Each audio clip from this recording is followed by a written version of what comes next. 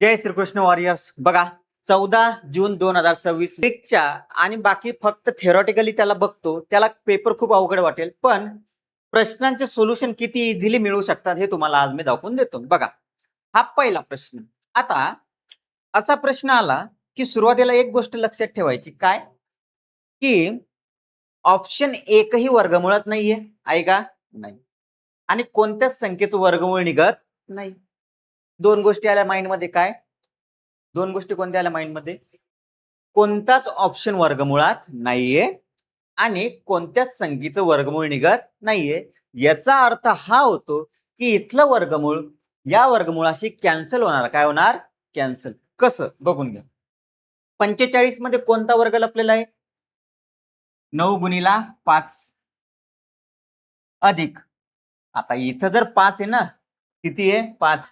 तर 101% प्रत्येक ठिकाणी 5च येणार. किती येणार? 5. मग याच्यातून 5 बाहेर काढा बरं. याला जर 5 ने भाग दिला तर कितीचा जाणार? 49. एवढं लवकर कसं ओळखलं सर? त्याची पण ट्रिक सांगतो तुम्हाला. 5 ने भाग कसा द्यायचा, सध्याच नाही. याच्यातून 5 बाहेर काढा, किती येणार? 64. याच्यातून 5 बाहेर काढा, किती येणार? 36. 9 गुणिला 5 45, 49 गुणिला 5 245, 64 गुणिला 5 320 आणि 36 गुणिला 5 180. भागाकार म्हणजे माहिती आहे सर्वांना. आता 9चं वर्गमूळ निघतं किती? 3. 49चं, 64चं आणि 36चं 6. आता तुम्हाला माहिती आहे हे म्हणजे काही नसतं पोरं. काय असतं?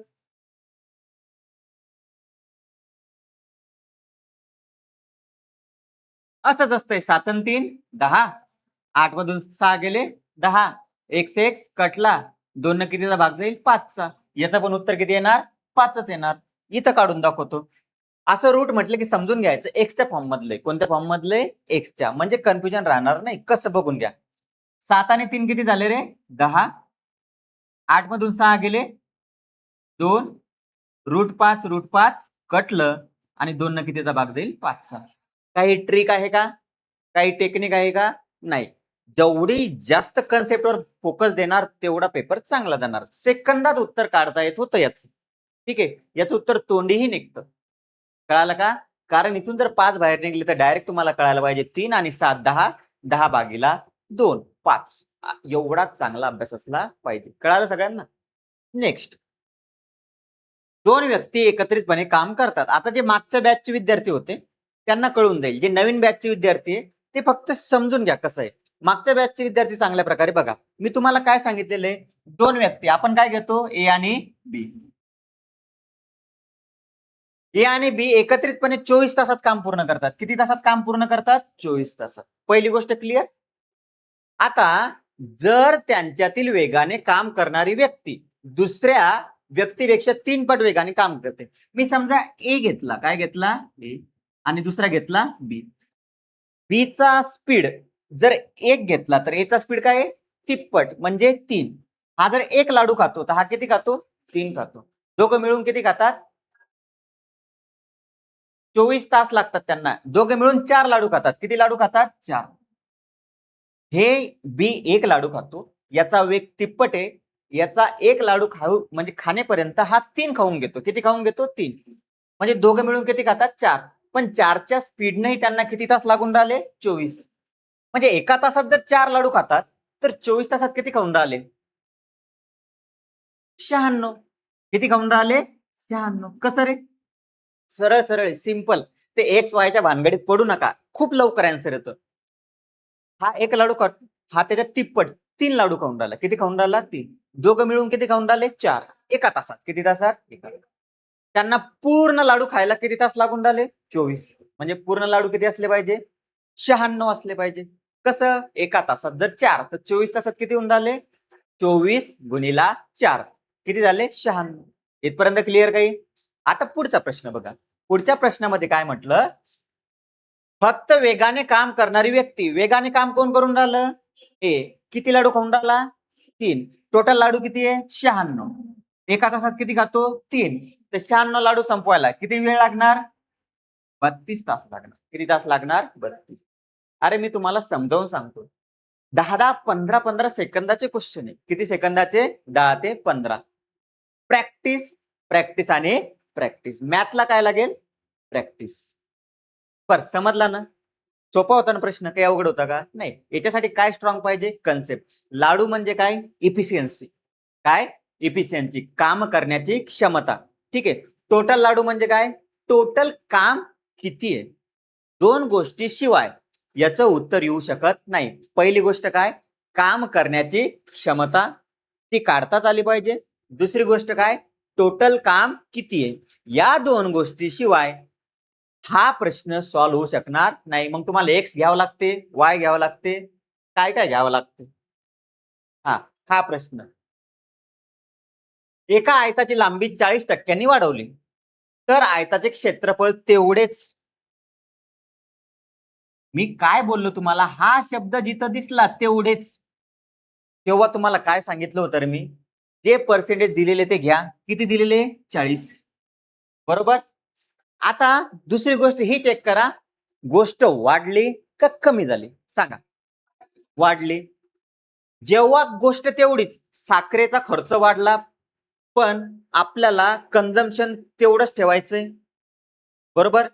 आपलं कंझम्पशन, गरज वाढली पण खर्च तेवढाच ठेवायचा आहे. अशा प्रकारच्या प्रश्नांसाठी फक्त एवढं बघायचं की वाढलं का कमी झालं. किती टक्क्यानं वाढलं? 40. आता वाढली तर 100 मध्ये 40 टाका. किती होणार? 140. किती होणार? 140. हे झालं तुमचं पर्सेंटेज. आलं उत्तर. 00 कटलं 400 भागीला 14. याला 2 न भाग देऊ शकता. 200 भागीला किती? 7. 7 कोणती संख्या आहे? 7 कोणती संख्या आहे? मूळ संख्या आहे. कोणती संख्या आहे? मूळ. 200 ला भाग जातो का? जातो का नाही सांगा? अरे 200 ला 7 ने भाग जातो का? मग ऑप्शन कोणता उरला? सोडवायची गरज आहे का? कोणता ऑप्शन उरला? 2 नंबरचा. नाही समजलं सर. पर्सेंटेज शिकवताना शिकवलं होतं 1/7 म्हणजे किती टक्के? 14 पॉइंट समथिंग समथिंग सांगितलं होतं. 2/7 म्हणजे किती टक्के सांगितलं होतं? 28 पॉइंट. आठवतं? शॉर्टकट आठवतं का नाही? ह्या ज्या गोष्टी आहे ह्या माहिती असल्या पाहिजे. परत काय सांगितलं होतं सर?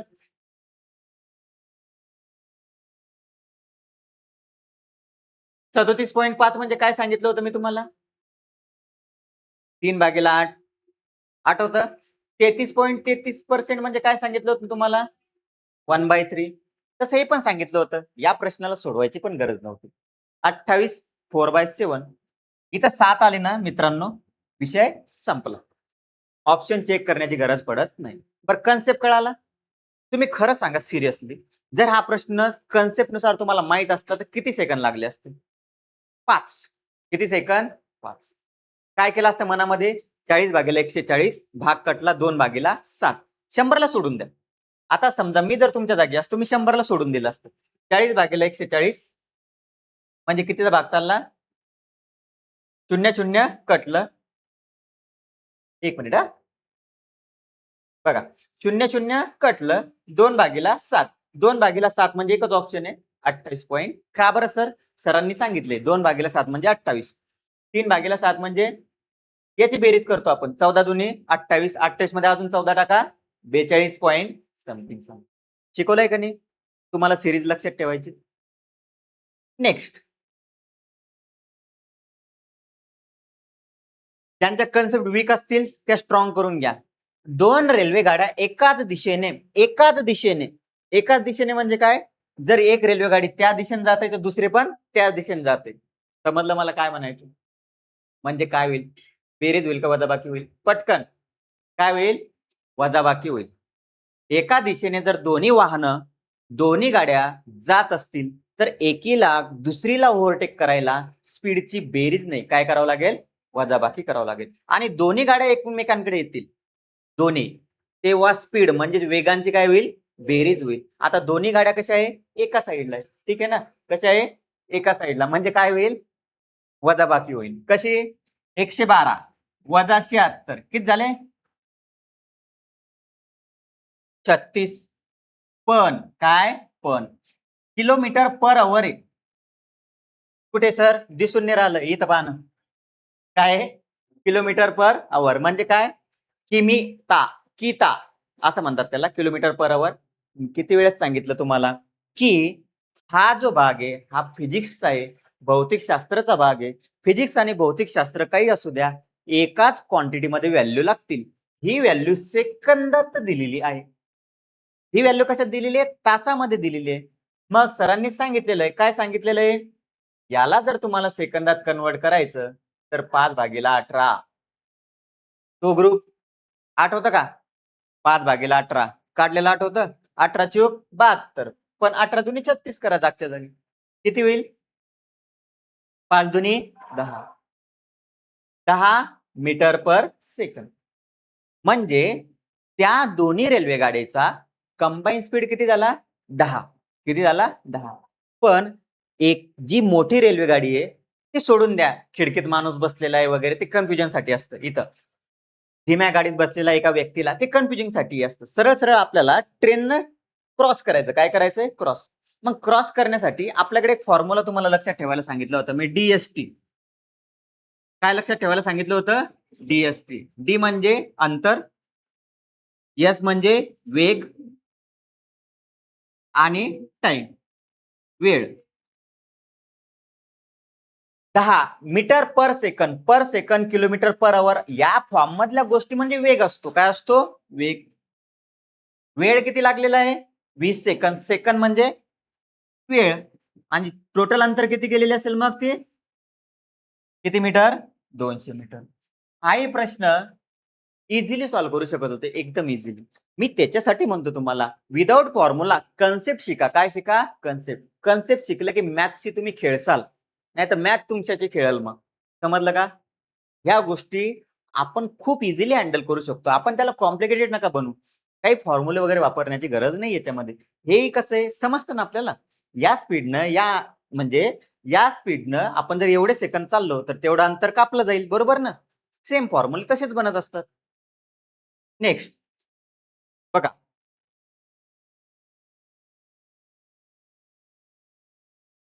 एक दुकानदार एका वस्तूची खरेदी किंमत किंवा वस्तूची खरेदी म्हणजे बघा आता ही झाली खरेदी किंमत. कोणती खरेदी. आपण त्याला काय म्हणतो सीपी कॉस्ट प्राइस. त्याच्यानंतर इथं काय येणार विक्री. विक्री किंमत म्हणजे एसपी सेलिंग प्राइस. जेणेकरून त्याला 20% नफा होतो. किती टक्के नफा होतो 20%. समजून घ्या आता 1200 रुपये आपल्याकडे किती रुपये 12. नो फॉर्म्युला 1200 रुपयाची 20% काढा बरं. अरे तुम्ही आता समजा दुकानात गेले सगळ्यांना माहिती आहे नफा म्हणजे काय आपल्या जवळ जे पैसे त्याच्यात एक्स्ट्रा पैसे मिळणे ती विकून गोष्ट याला काय म्हणतात नफा. 1200 ची 20% किती रे 240. कसं 1200 चे 10% म्हणजे एक शून्य कट करा 120 आणि 20% म्हणजे 120 ची डबल करा किती झाले 240. मग 1200 मध्ये जर आपण 240 टाकले तर किती झाले 1440. ही झाली विक्री किंमत. काय झाली विक्री किंमत. पुढे काय म्हटलं त्यांनी मार्क केलेल्या आता ही विकायची आपल्याला. मी दुकानदार आहे ठीक आहे. ही माझ्याकडे एक वस्तू आहे. काय आहे वस्तू याची किंमत 1200. किती आहे 1200. मला ती 1440 ला विकायची. कितीला विकायची आहे 1440. मग मी या वस्तूला लेबल स्टिकर कितीचं लावू जेणेकरून मला ग्राहकाला सांगावं लागेल की मी तुला 10% देतो. किती टक्के 10%. मी याच्यावर तुला 10% सूट देतो पण ती सूट कितीची झाली पाहिजे 1440 पर्यंत आली पाहिजे. म्हणजे बघा ग्राहकालाही 10% सूट देता आली पाहिजे आणि मलाही नफा किती पाहिजे 20%. मग याच्यावर मी लेबल कितीचं लावू असा प्रश्न आहे. कितीचं लेबल लावू याच्यावरती मी सरळ सरळ. आता बघा मला सांगा 100 रुपये माझ्याकडे.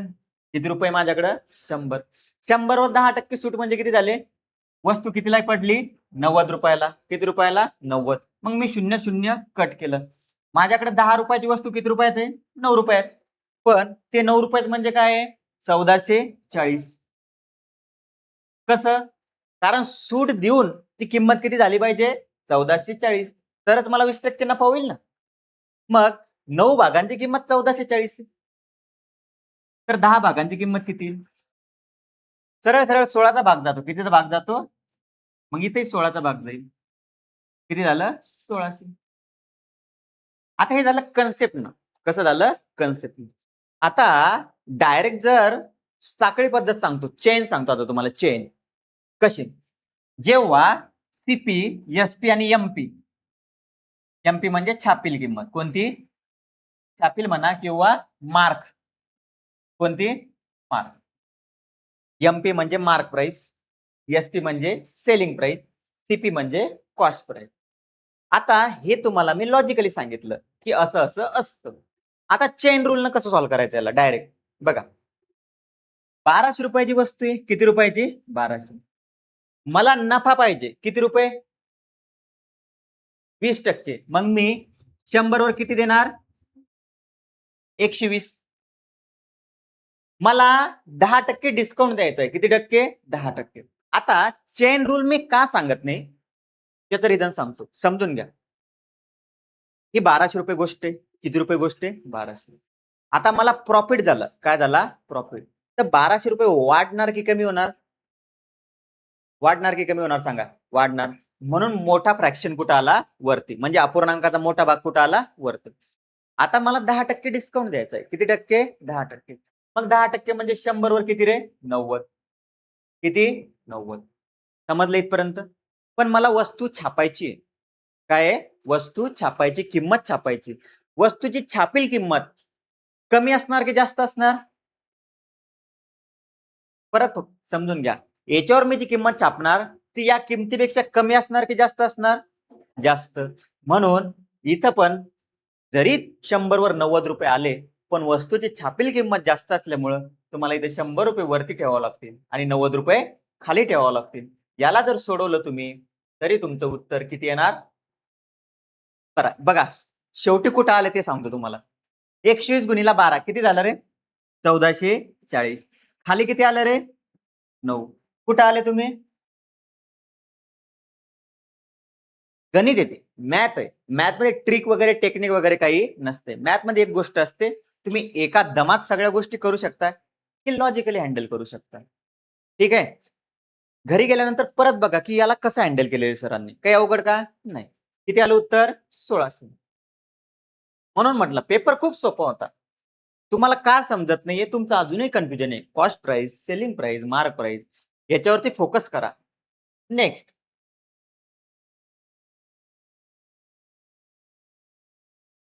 एका आयताकृती पट्टीची मोठी बाजू. मग आयत घ्या डायरेक्ट. बघा, हा आयत काढला आपण. काढला? काही डाऊट नाही. त्याचा कर्ण, हा कर्ण आहे. काढला? काही डाऊट नाही. आयताकृती पट्टीची मोठी बाजू. मला एक गोष्ट तुम्ही सांगा, मोठी बाजू म्हणजे काय? लांबी. मोठी बाजू म्हणजे काय? लांबी. लांबी किती आहे रे? 40. ठीक आहे. व कर्ण त्यापेक्षा 1 सेंटीमीटरने मोठा आहे. कर्ण किती सेंटीमीटरने मोठा आहे? 1.41. लगेच ताबडतोब क्लिक झालं पाहिजे. पायथागोरस बाबा. कोणते बाबा? पायथागोरस. पायथागोरस बाबा मध्ये सरांनी सांगितलेलं आहे 9, 40, 41 सांगितलेलं आहे का नाही? मग ही बाजू किती राहणार? 9 राहणार. किती राहणार? 9.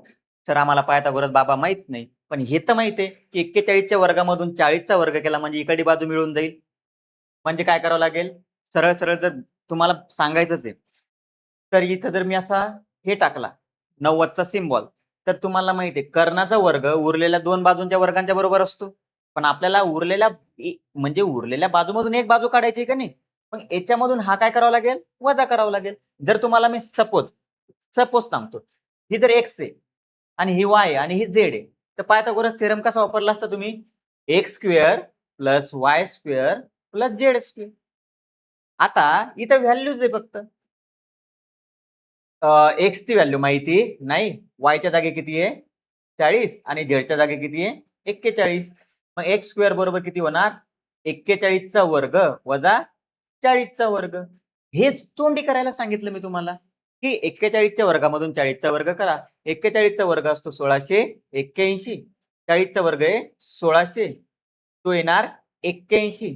त्याचं वर्गमूळ घ्यावं लागतं आपल्याला, कारण इकडे काय असतो? वर्ग. तो उत्तर किती आलं? 9. एक तर असं लक्षात ठेवा किंवा असं लक्षात ठेवा. सर कशाला काढली ही बाजू, हिची काय गरज होती?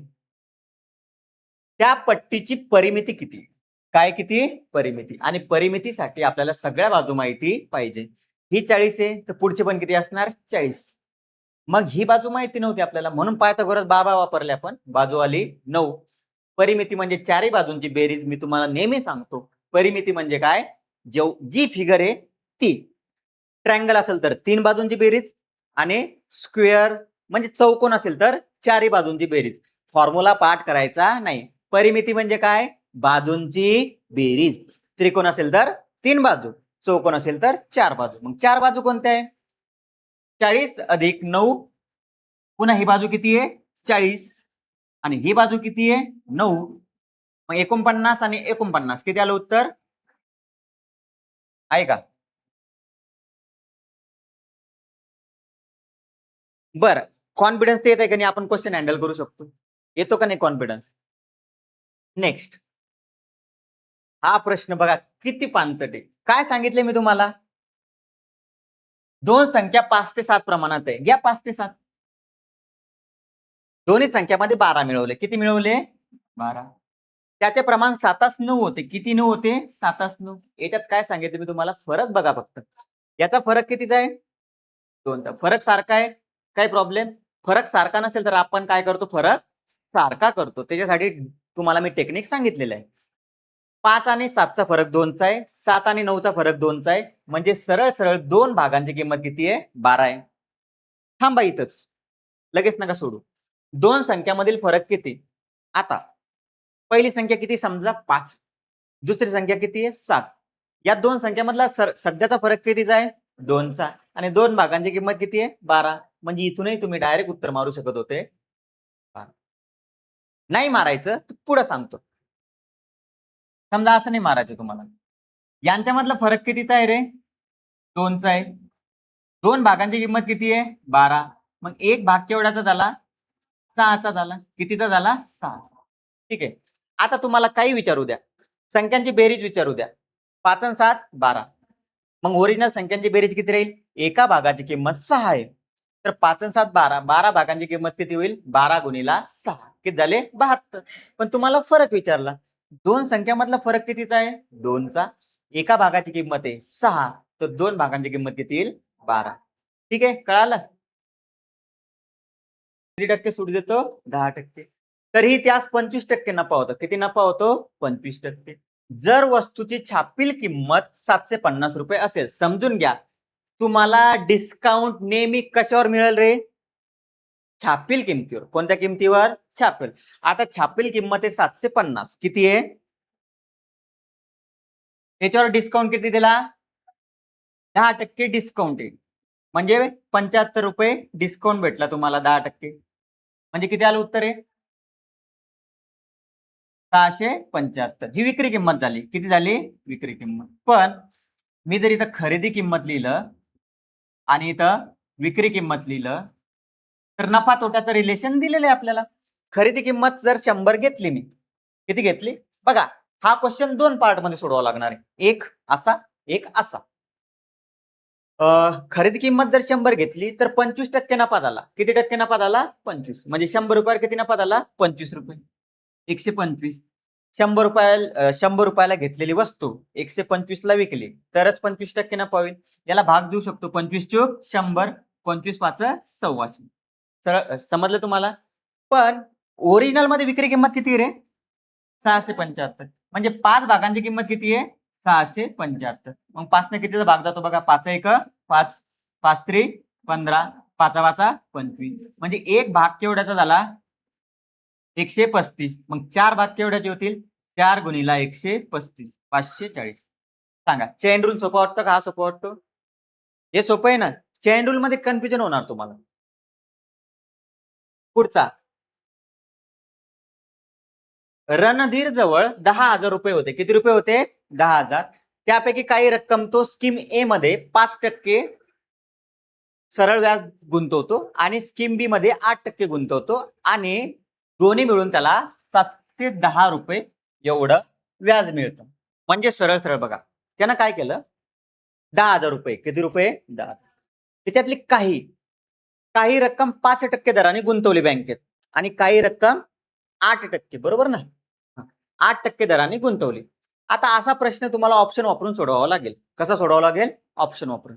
फक्त सांगतो कसं, समजून घ्या. 3,000 रुपये. शॉर्टकट पण सांगतो 2 मिनिटात. फक्त पहिले ऑप्शन सांगतो. 3,000 रुपये बी मध्ये गुंतवले असं समजलं. असं समजा बी मध्ये गुंतवलेले. कशामध्ये गुंतवलेले? बी मध्ये. बी मध्ये किती गुंतवले? 3,000. तर ए मध्ये किती गुंतवले असेल मग? 7,000. Very good. का बरं? टोटल किती आहे? 10. ए मध्ये किती टक्के भेटून राहिले त्याला? 5%. मग ए चे 5% काढा पटकन. 1% 70. 350. बी मध्ये किती टक्के? 8%. मग याचे 8% काढा. 240.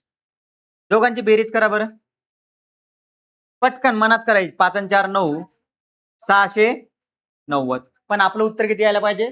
710. किती यायला पाहिजे? 710. असे सगळे ऑप्शन चेक करू शकता तुम्ही बाय ऑप्शन. पण एक दुसरी मेथड आहे मिक्सचर ॲलिगेशन. हा, जे असेल ते 590 काही असू द्या. 710 नाही आलं का नाही? काही असू द्या. 710 आलं का? नाही. बाय ऑप्शन असं जाऊ शकता. आता ज्यांना ऑप्शन ना जायचं नाही त्यांच्यासाठी दुसरं ऑप्शन, त्याला मिक्सचर अँड ॲलिगेशन म्हणतो आपण. काय म्हणतो? Mixture and allegation. जेव्हाही 2 गोष्टी आणि तिसरी गोष्टी कनेक्टेड असेल ते क्वेश्चन कसे हँडल करायचे मी तुम्हाला सांगेल वेळेवर. 5% इथं ए लिहा, इथं बी लिहा. 15 सेकंदात उत्तर. 5%. बी वर किती टक्के? 8%. इथपर्यंत क्लिअर आहे? आता 710 रुपये. किती रुपये? 710. आता 710 वर इकडे लक्ष द्या. 710 हे 10,000 चे किती टक्के सांगा? 710 10,000 चे किती टक्के?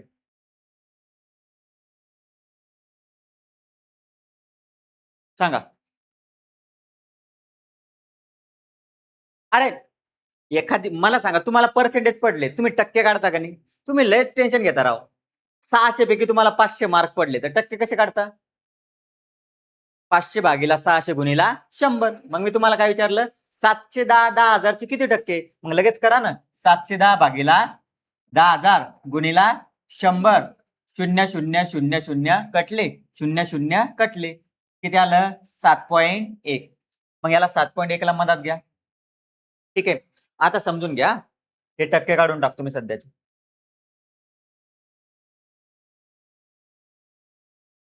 इथपर्यंत कोणाला काही डाऊट? काय केलं सर? 5 इकडून लिहिले, 8 इकडून लिहिले. ओव्हरऑल पर्सेंटेज काढले मी. ओव्हरऑल किती झाले ते? बरं का काढले असतील एवढा विचार करा. ही गोष्ट कशामध्ये दिलेली आहे? टक्क्यामध्ये. ही गोष्ट कशामध्ये दिलेली आहे? टक्क्यामध्ये. मग हिला पण आपल्याला कशात कन्वर्ट करणे? टक्क्यामध्ये. आणि त्या टक्क्यासाठी बेस कोणता आहे? 10,000. मग 7.1 घेतलं का नाही मी? आता याचा डिफरन्स घ्यायला थोडंसं अवघड आहे आपल्यासाठी, आहे का नाही? मग थोडंसं आपण काय करू, याला एक शून्य वाढू, याला एक शून्य वाढू, म्हणजे इथला पॉईंट काय होईल? खतम होईल.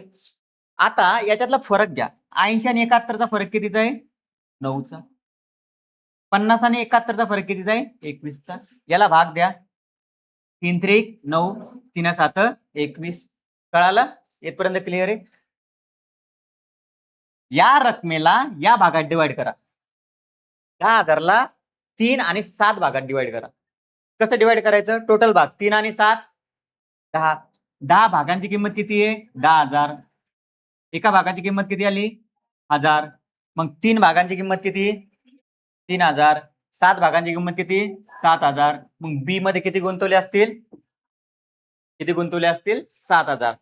सर खूपच अवघड आहे, खूपच कन्फ्युज केले. बाळांनो, एमपीएससी कंबाईनचा पेपर आहे, नॉर्मल एक्झाम नाहीये. विचार करायला लावणारी आहे, पण अवघड नाही. कळालं का? साधी सुधी एक्झाम नसतात या एमपीएससीच्या, पण क्वेश्चन एकदम साधे असतात. हा क्वेश्चन साधा आहे. तुमच्यासाठी का साधा नाही तो? कारण तुम्ही रेग्युलर अभ्यास करताना अशा प्रकारचे क्वेश्चन ट्राय केले नाही. तुम्हाला फक्त एकच गोष्ट आठवते. कोणती? Sir simple interest PNR/100. बरोबर आहे का नाही? हेच आठवतं का तुम्हाला? याला टच केला आपण? केला का टच? नाही करायची गरज. कन्सेप्ट शिका. पर क्वेश्चन समजला? ज्यांना नसेल समजला रिपीट मोड. टीना, आंब्याचा सीझन चालू आहे ना. टीनाने काही आंबे खरेदी केले, त्यातील 10% आंबे सडके होते. मी म्हटलं टीनाने 100 घेतले आंबे. किती आंबे घेतले? 100. 10% म्हणजे 10 सडके निघले, तर किती उरले तिच्याकडं? 90 उरले. किती उरले? काही डाऊट नाही? नाही तर टीनाला जाऊन विचारा. शिल्लक आंब्यापैकी 80% आंबे. याच्यासाठी ना तुम्हाला ते कन्सेप्ट क्लिअर करा, तुमची उत्तरे यायला पाहिजे मागच्या पोरी हो. सिंपल सांगू का एकदम? परत सिंपल सांगतो. 90 आहे. किती आहे? 90. मला सांगा, शिल्लक आंबे 90 राहिले तिच्याकडे. किती राहिले? 90. त्याचे 80%. किती टक्के? 80%. 90 चे 10%? 9. 80% किती झाले? 72. 10% 9, तर 80% 72. 90 पैकी 72 आंबे मित्रांना दिले, तर किती आंबे उरले रे? 18 उरले. किती उरले? 18. पण ओरिजिनल मध्ये किती आंबे येते? 45. किती आंबे? 45. उरलेल्या 18 आंब्याची किंमत 45 आहे. आता प्रश्न काय विचारला ते बघा. एकूण आंबे किती होते तिच्याकडे? 100. मग 18 आंब्यांची किंमत 45 आहे, तर 100 आंब्याची किंमत किती? तर डायरेक्ट 100 गुणिला 45 भागीला 18 याला जर तुम्ही सोडवलं तर किती उत्तर येणार? 18 बाय 5 10. 9 5 45. 9 दुनी 10. 9 दुनी 18. किती येणार रे? 250. 250 ना? 250. 9 5 45. 9 दुनी 18. 500 भागीला 2. 250. समजलं का? नाहीतर मग दुसरी मेथड आहे. समजा तिच्याकडे एक आंबे होते, मग एक आंबे, मग तुमचे प्रश्न सोडवता सोडवता तुम्ही होणार लंबे. ठीक आहे, एक वापरला तर. समजलं? नेक्स्ट. आता हे झाले गणिताचे प्रश्न. आता बुद्धिमत्ता. अक्षरामधील वगळलेल्या अक्षरांची संख्या प्रत्येक वेळी एकाने कमी होते. आता बघा, समजा ही सिरीज आहे ABCDE, FGHIJKLM. इथपर्यंत लिहित असतो आपण. याच्यानंतर काय करतो? रिव्हर्स. NOPQRSTUVWXY. क्लिअर आहे? आता त्यांनी काय म्हटलं, या प्रत्येक अक्षरामधला जो फरक आहे, प्रश्न खूप टफ आहे, काही जणांना समजलाच नाही, पण सोपा होता. बी आणि एच मध्ये अक्षर बघा किती आहे, समजून घ्या. प्रश्न सांगतो तुम्हाला, तुम्ही उत्तर मला कमेंट बॉक्स मध्ये टाकायचंय. हा प्रश्न मी सोडवणार नाही. बी आणि एच मध्ये फरक बघा कितीचा आहे? 5. त्याच्यानंतर एच आणि एम मध्ये फरक कितीचा आहे? 4. त्याच्यानंतर एम आणि क्यू मध्ये फरक कितीचा आहे? 3. कितीचा आहे? 3. क्यू आणि एस मध्ये फरक कितीचा आहे? 1चा. त्यांचं म्हणणं काय आहे, हा फरक कमी होत गेला पाहिजे. मग पहिले 5चा आहे, तर नंतर कितीचा झाला पाहिजे? 4चा. नंतर कितीचा झाला पाहिजे? 3चा. नंतर कितीचा झाला पाहिजे? 2चा. नंतर कितीचा झाला पाहिजे? 1चा. पण इथं 5 आहे, इथे किती आहे? 4. इथे किती आहे? 3. इथे किती आहे? 1. इथे किती असायला पाहिजे असते? 2. मग असा ऑप्शन तुम्ही कमेंट बॉक्स मध्ये मला टाका. ठीक आहे, घरी गेल्यानंतर कोणता करेक्ट येतं. कळालं लॉजिक? नेक्स्ट. सर्वात डेंजर प्रश्न PSIच्या त्या PSI STI कंबाईन पेपर मधला सगळ्यात डेंजर प्रश्न, कारण हा कन्फ्युजिंग आहे, उलटा प्रश्न आहे. समजून घ्या कसं. प्रज्ञाची बस शाळेत पोहोचली तेव्हा दक्षिणेकडे तोंड उभी करून होती. म्हणजे डायरेक्ट त्यांनी दक्षिण दिशा ऑलरेडी दिलेली आहे, तर ती सुरुवातीला कोणत्या दिशेला उभी होती? उलटा प्रश्न. मग याच्यासाठी कन्फ्युजन न होण्यासाठी पहिली गोष्ट ऑप्शन वापरा. पटापट ऑप्शन वापरायचे, पटापट. 5 सेकंदात 5 सेकंदात 5 सेकंदात 5 सेकंदात 25 सेकंदात क्वेश्चन सॉल्व्ह झाला पाहिजे. पहिला ऑप्शन घ्या, पूर्व. समजा घरून निघाल्यावर ती घरून निघाली तेव्हा पूर्वेकडे पाहत होती. कुठे पाहत होती? पूर्वे. पूर्व दिशा कोणती आहे? ही इकडे पाहत होती. कुठे पाहत होती? नॉर्थ, साऊथ, ईस्ट आणि वेस्ट. इकडे पाहत होती. कुठे पाहत होती? पूर्वेकडे.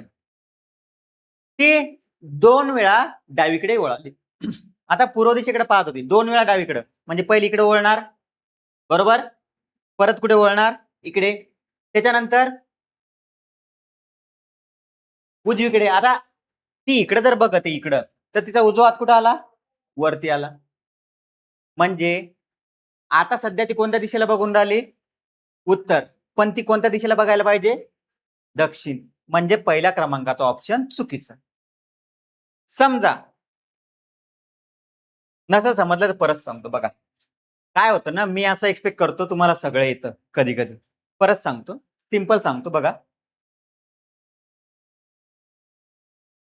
पूर्व दिशा, हा बोर्ड बघा, बोर्ड. या बोर्डवर पूर्व दिशा कोणती आहे? ही. पश्चिम दिशा कोणती आहे? ही. उत्तर दिशा आणि दक्षिण खालची. मी पूर्वेकडे तोंड करून उभा आहे. क्लिअर? आता मी 2 वेळेस डावीकडे वळणार. आता मी 2 वेळेस डावीकडे, पहिले डावीकडे वळालो मी समजा. ठीक आहे. आता मी इकडे बघते, मी डावीकडे वळालो तर वरती जाईल ना. किती वेळेस? पहिला वेळेस झाला. आता परत मी वरती बघते, वरती, तर माझा डावा हात कुठं आला? या साईडला. म्हणजे मी परत डावीकडे वळणार. बरोबर. आता मी कुठे बघून राहिलो? या साईडला. माझा उजवा हात कोणत्या साईडला आहे? वरच्या दिशेला. म्हणजे कुठे जाणार मी? वरती. आता कोणत्या दिशेला बघून राहिली ती? उत्तर. कोणत्या दिशेला बघून राहिली? उत्तर. पण ती कोणत्या दिशेला बघायला पाहिजे ती ना? दक्षिण. मग चारही ऑप्शन वापरा आणि दक्षिण दिशा कोणत्या ऑप्शन मध्ये येते हे सांगा कमेंट. पश्चिम. कमेंट बॉक्स मध्ये सांगता येईल तुम्हाला? ठीक आहे. बर, तुम्हाला याच्यात वायची किंमत विचारली. कोणाची किंमत विचारली? वायची. मग एक्स ला कॅन्सल करा. कोणाला कॅन्सल करा? एक्स ला. 2x प्लस 3y बरोबर 118. ठीक आहे.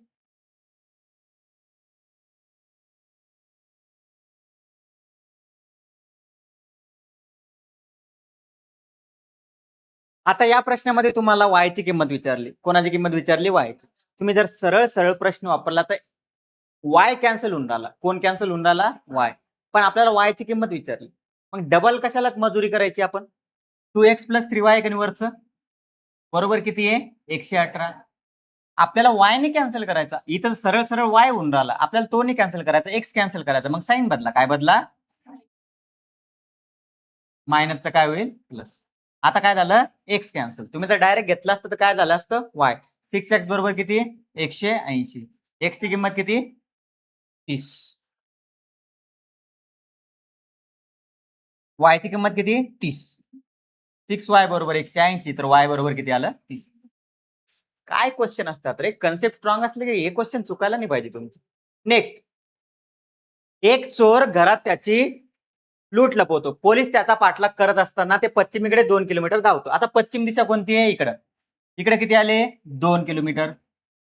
नंतर उजवीकडे वळतो. मी जर पश्चिम दिशेकडे बघते तर उजवा हात माझा वरच्या साईडला येईल आणि किती चालला तो? 2 किलोमीटर. आता मी वरती बघते, नंतर परत उजवीकडे वळतो. उजवा हात असा आला माझा, म्हणजे मी इकडे जाईल. किती जाईल? 7 किलोमीटर. फरक समजून घ्या. हे 2 आणि 7 म्हणजे इथं किती उरले? 5. कारण हे 2 किलोमीटर इथं मॅच व्हायला पाहिजे. झाले ना मॅच? आता पुढं मी इकडे बघते, आणखी शेवटी तो उजवीकडे 2 वळणे घेतो. आता बघा, मी इकडे बघते, उजवीकडे शेवटी 2 वळण घेतले मी, एक आणि दुसरं. प्रत्येक वळणावर 2 किलोमीटर. म्हणजे या वळणावर पण किती किलोमीटर? 2. या वळणावर पण किती किलोमीटर? 2. मी परत सांगितलं, हे अंतर ऍडजस्ट करा. हे 5 आहे, इथं 2 आहे, तर हा मधातला पट्टा कितीचा असेल? 3चा. या 5ला खोडून टाकतो. बघा, हे 2, हे 2, मधात किती उरले? 3. टोटल बघा, 2 आणि 3 5, 5 आणि 2 7. मॅच झालं सगळं. तुम्हाला हे अंतर विचारलं, कितीच आहे? 3 किलोमीटर. किती किलोमीटर? 3. म्हणजे जिथं त्यानं लूट लपवलेली आहे, चोरीचा माल लपवलेला आहे, तिथं पोहोचण्यासाठी त्याला किती अंतर कापावं लागेल? 3 किलोमीटर. हा सोपा प्रश्न होता, लॉजिकल होता थोडासा. कापसाची गाळाच्या जमिनीत वाढ होते, हे स्टेटमेंट चुकीचं आहे का बरोबर आहे सांगा? बरोबर आहे. मग आता यांनी म्हटलेलं आहे ए चूक आहे. हा ऑप्शन कटला का नाही? ए चूक आहे का? ऑप्शन कटला. गाळाच्या जमिनी या खूप सुपीक असतात, कोणीही सांगू शकतं गाळाच्या जमिनी कशा असतात? सुपीक. मग बी चूक आहे का? मग आपण ऑप्शन कटला. कटला ना. आता 2 ऑप्शन उरले. दोन्ही बरोबर आहे, दोन्ही बरोबर आहे, हे आहे. पण आता तुम्ही बघा, आर हे ए ची अचूक स्पष्टीकरण आहे का? म्हणजे गाळाच्या जमिनी या सुपीक असतात, म्हणून म्हणून कापसाची गाळाच्या जमिनीत काय होते? वाढ होते. म्हणजे उत्तर काय राहील? ए नंबर. अचूक स्पष्टीकरण नाही, हे येणार नाही, कारण ते स्पष्टीकरण आहे. सुपीक असतात म्हणून काय होते जमिनीची कापसाची त्या जमिनीत चांगल्या प्रकारे वाढ होते. नेक्स्ट हा प्रश्न तुमच्यासाठी, ठीक आहे. फक्त एक लॉजिक सांगतो मी. कोणत्या तरी नंबरला अर्ध केलेलं आहे, कोणत्या तरी नंबरला अर्ध केले आहे, अर्धे केले आहे, प्लस पुढचा नंबर त्याच्यात टाकला आहे, प्लस पुढचा नंबर त्याच्यात टाकलेला आहे आणि तुम्हाला फायनल नंबर भेटलेला आहे. हे लॉजिक आहे त्याचं, घरी गेल्यावर सोडवायचं. काय कोणत्या तरी नंबरला अर्ध केले आहे, त्याच्यात पुढचा नंबर टाकला आहे आणि तुम्हाला शेवटचा नंबर भेटलेला आहे. For example 137. आता तुम्ही त्याचं लॉजिक लावायचं कसं येतं. 137 कसा भेटला मी त्याचं लॉजिक तुम्हाला सांगितलं. कमेंट बॉक्समध्ये टाकायचं. कळालं सगळ्यांना कोणत्या नंबरला अर्ध केलं, कशात टाकलं, हे लॉजिक तुम्ही लावायचं. काही जणांचं लागलं का? नाही, लावा नंतर. हा, आता हा प्रश्नांनी काल भरपूर मुलांचा म्हणजे त्या पेपरमध्ये भरपूर मुलांचा गेम केला. कसा गेम केला ते सांगतो. 14 आणि 27चा फरक कितीचा आहे? 13. 27 आणि 44चा फरक कितीचा आहे? 17. कितीचा फरक आहे? 17. मुलांना वाटलं ही मूळ संख्यांची सिरीज आहे. 13, 17, 19, 23, 29. ठीक आहे, कारण या दोघांचा पण फरक कितीचा आहे? 29चा. मग मुलांनी मागचा पुढचा विचार न करता डायरेक्ट 63 उत्तर मारलं. किती उत्तर मारलं? 63. एमपीएससीचा पेपर आहे बाळांनो. एमपीएससी थोडस काही ना काही तर तुम्हाला कन्फ्युजन करेल ना. याचं उत्तर 63 नाही. त्यांना काय वाटलं इथं 13 आहे, इथं 17 आहे, तिथे किती यायला पाहिजे? 19 यायला पाहिजे. बर, समजा मी इथं 63 टाकले. किती टाकले? 63. समजून घ्या, इथं फरक कितीचा आला रे? 19चा. मग 63 नंतर फरक कितीचा यायला पाहिजे? 23चा यायला पाहिजे. मग 63 मध्ये जर 23 टाकले तर किती येतील? 86. पण इथं किती आलेले? मग मूळ संख्यांचा फरक आहे का? मग फरक 4चा आहे. कितीचा आहे? 4चा. मूळ संख्यांचा नाही. म्हणजे 17 नंतर 21 येईल. किती येईल? 21. म्हणजे उत्तर किती राहील? 65. टाकायचं? टाका. इथं 65 टाकले. 21 नंतर कोणती संख्या येईल? 4चा फरक 25. 65 मध्ये 25 टाकले तर किती झाले? 90. 90 नंतर परत कितीचा फरक येईल? 25 मध्ये 4 टाका, 29. असा गेम होतो. जवळपास काल 90%च्या पेक्षा जास्त मुलांचा हा प्रश्न चुकला. एवढा सोपा. कारण पुढचे ऑप्शन बघितले नाही, डायरेक्ट 63 मारून आले पोरं. समजलं? नेक्स्ट हा प्रश्न किती सोपा आहे रे. बघा, 231, 11 याला असं लिहायचं. 23, 82, 40 पटापट लिहून घ्यायचं. गुणाकार म्हणजे काय? भागाकार. टाका. अधिक म्हणजे काय? अधिक कुठे दिसतं? पहा पटकन. अधिक म्हणजे काय? गुणाकार. वजाबाकी म्हणजे काय? वजा म्हणजे आहे अधिक. आणि भागाकार म्हणजे काय? वजा. तुम्हाला माहिती आहे, पहिले आपण हे करून घेणार. 231 भागिले 11. 11 दोन्ही 22. 11 एक 11 गुणिला 23. आता हे सेपरेट आहे, हे वेगळं आहे, याला सोडू शकतो आपण. 82 वजा 40 किती रे? 42. ठीक आहे, इकडे बघा, आपण 82 आणि 23 ला काही करू शकत नाही. का करू शकत नाही? कारण 23 गुणाकारात गुंतलेले, 23 दुसऱ्या कामात गुंतलेले आहे का नाही? समजून घ्या, 23 दुसऱ्या कामात गुंतलेले, म्हणून 23 आणि 82 ची बेरीज करू शकत नाही. पण 82 आणि 40 कोणत्या कामात गुंतलेले आहे का? ते वेगळे, त्यांना सोडू शकतो. 82 मधून 40 गेले 42. आता 21 आणि 23, 21 गुणिले 23 जर केलं तर किती? 483 आणि त्याच्यात 42 टाकले, 525. ठीक आहे, नेक्स्ट. असा प्रश्न तुम्हाला मागे दाखवला होता ना मी. आता बघा, खालीलपैकी 3 आकृती, चौरस आणि चौकोन. चौरस, चौकोन आणि तिसरा आहे समभुज. समभुज चौकोन म्हणजे काय रे? समभुज चौकोन म्हणजे काय? रोम्बस. काय रोम्बस इंग्लिश मध्ये? मला सांगा, तुम्हाला शिकवताना मी सांगितलेलं आहे चौकोन हा सगळ्यात मोठा येईलच, बरोबर? चौकोन काय येईल? सगळ्यात मोठा, कारण हे दोन्ही चौकोनाचे प्रकार आहे. हा पण चौकोनाचा प्रकार आहे आणि हा पण चौकोनाचा प्रकार आहे. ठीक आहे, आता चौकोन झालं का?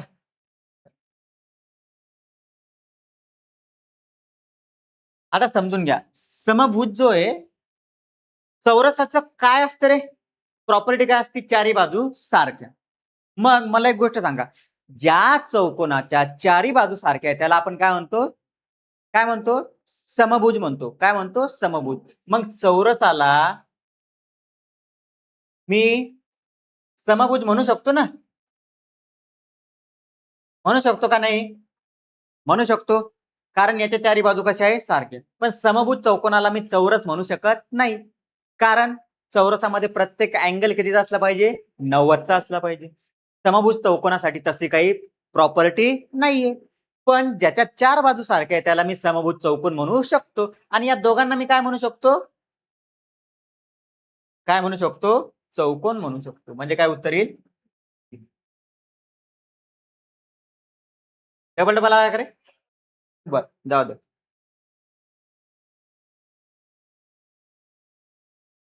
एक प्रश्न बाकी आहे.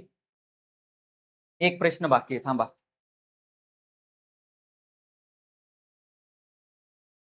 बघा आता शेवटचा प्रश्न. असं तुम्हाला कधी कधी एक पझल किंवा आपण त्याला म्हणू शकतो एक टेबल टाईप येऊन जातं स्ट्रक्चर. एका शाळेमध्ये 6 व्यक्ती शिक्षक म्हणून कार्यरत आहे. बघा 6 व्यक्ती आहे, A B C D E आणि एफ. ठीक आहे, प्रत्येक शिक्षक 2 विषय शिकवतात. त्यापैकी एक अनिवार्य विषय, म्हणजे सगळे 2 विषय शिकवतात. एक आहे तुमचा अनिवार्य कंपल्सरी, ठीक आहे, आणि दुसरा आहे तुमचा ऐच्छिक.